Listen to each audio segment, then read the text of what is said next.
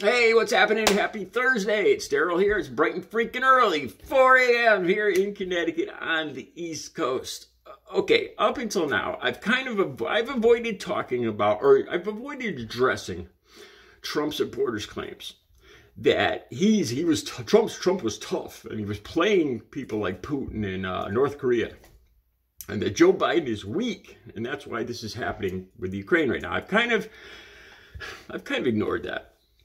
Honestly, because I think it's obvious. I think the truth is it's blatantly obvious. And talking about this in-depth political stuff like NATO, I kind of leave to Bull the fifth column, because he knows that stuff backwards and forwards. And I know what's going on, but that's his wheelhouse. I feel more comfortable talking about what I've been talking about for the last week. All right, social issues. That's what I'm kind of referring to. All right, but after I'm gonna have links down below. I'm gonna have a link about NATO. I paid attention in school. I actually did very well in school, and I had a good idea what NATO is all about. But I got a link, a nice, simple, quick link that talks about NATO, and then I got a link to another video where this is one of the main reasons why I'm talking about this today. Donald Trump Jr. comes out.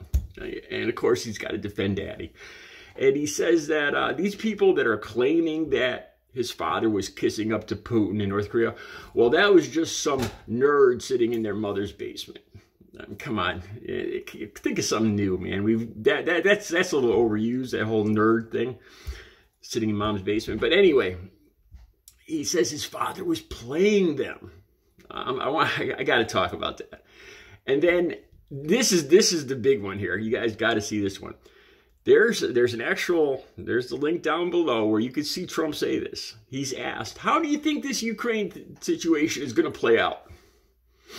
And he goes into a riff about windmills. This is just in the last day. Seriously, you got to hear this. This is the reason why I'm talking about it today. Okay, let's start with NATO. All right. On a playground, you get a big bully, right? Goes around and picks on the weaker kids, right? This is the whole point of NATO. You attack one of us, you attack all of us. This whole thing, NATO came about in I believe it was signed in 1949 after World War II to stop Soviet aggression. Now, we've heard this over and over again. Putin wants the glory of the old Soviet Union. Back in '48, I think Czechoslovakia took down their democracy, and put up the Soviet system, and that was the start of NATO. You screw with one of us, you screw with all of us. Now, going back to that playground scenario, we've all heard this. This is how do you stop a bully? You get a bunch of people together to protect each other. You pick on that kid, you pick on all of us. You pick on that kid, you pick on the weakest kid, you're going to pick on all of us. And that's how you stop a bully. All right? That's the point of NATO. Now, Trump, I'll have the link to this too. All through his presidency, he wanted to do away with NATO. He thought it was a drain on... You see, this was the problem with having, we all want to do the businessman experiment. Let's have a businessman run the country. Let's see how that works. That should work great. They're savvy. Well, this was one of the problems, as we're seeing now, because we're going to pay for it now with gas prices. In the end, you're going to pay. Money's going to be involved when you're talking about your security. All right.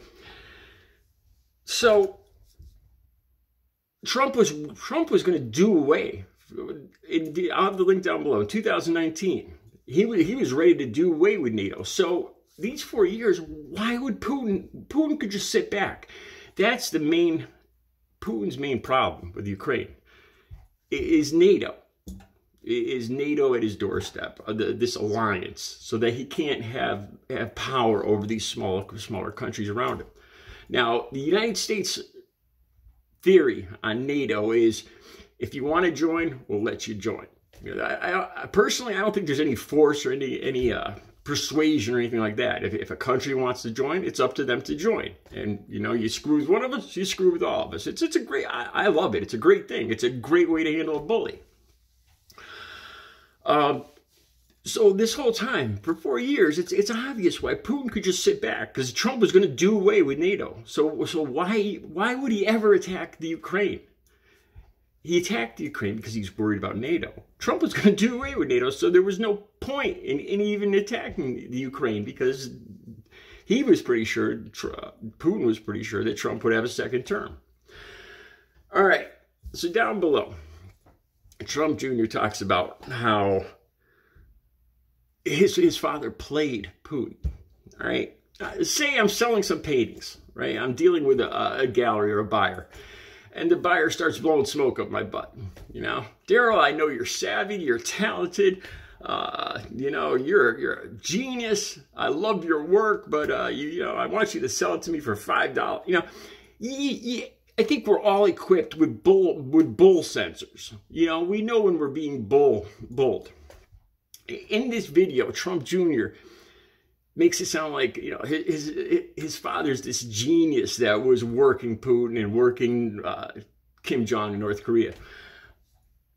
It's obvious to the rest of us that he admired the raw power. Just recently, there was another article about how I think John Bolton was talking about Trump actually admired how these guys could take somebody's life if they talked against them. So Trump Jr. is talking about how his father played. He didn't kiss butt. He played these guys. Like I said, we all have bull sensors. If you think for 1 second that Putin didn't see Trump for what he really was, an ass kisser, just a plain ass kisser, then you're seriously underestimating Vladimir Putin as an idiot. All right, the other video. Now this is the dilly. This is the big one here. He's asked Trump just in the last couple of days. He's asked, how do you see the Ukraine conflict ending? And he starts talking about green energy. And then he goes on to windmills. How windmills kill. He actually says this. You know, this is how he describes how he sees the Ukraine, the conflict with Russia ending, is that windmills kill birds and they get rusted and they fall down and they mess up the land. Honestly, I don't know why Trump hates windmills.